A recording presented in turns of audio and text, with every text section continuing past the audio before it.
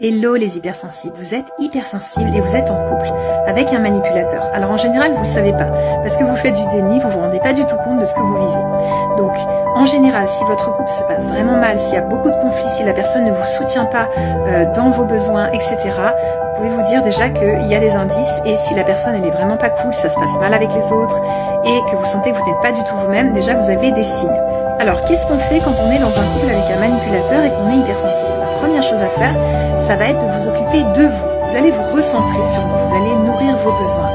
Listez vos besoins, il y a la liste sur internet, et puis vous allez tout simplement nourrir vos besoins. J'ai besoin de douceur, je vais me faire masser. J'ai besoin de parler avec une amie, j'ai besoin de partage et d'écoute.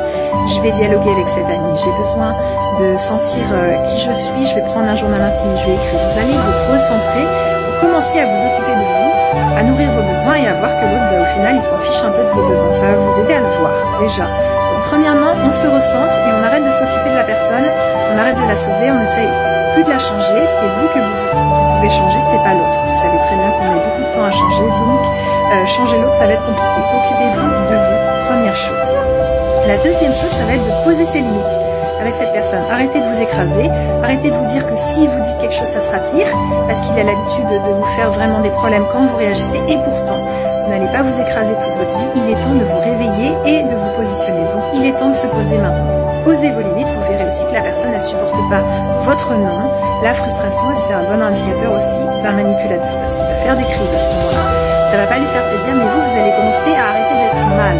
Arrêtez d'avoir des douleurs physiques, des maux de gorge, des maux de cœur, de poumons, etc. Parce que le poumon, c'est la tristesse, parce que vous ne dites pas ce que vous pensez. Alors la gorge, voilà, ça crie. Donc, allez-y, posez vos limites. Alors, il y a des méthodes pour le faire, on en parlera après. Et surtout, ne mordez pas aux appâts du manipulateur. Il va vous envoyer des pics, pile là où ça fait mal, exprès, il va faire, vous arrêtez d'y mordre. Comme ça, vous allez voir son jeu. Ok, en fait, il essaye de me blesser. Est-ce que c'est normal d'essayer de blesser dans le couple? Non, pas du tout. Vous allez pouvoir commencer à voir son jeu. Donc, on s'occupe de soi. Ensuite, on ne mord pas aux appâts et on pose ses limites. Et puis, la troisième chose, ça va être le statut, la position d'indifférence.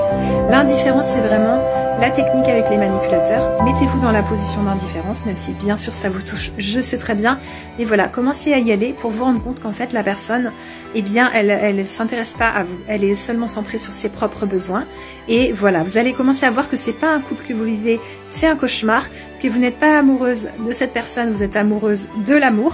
Et au bout d'un moment, vous allez pouvoir sortir du truc et vous dire, oula, en fait, je vis un cauchemar, c'est pas du tout un couple sain, je suis pas bien du tout dedans.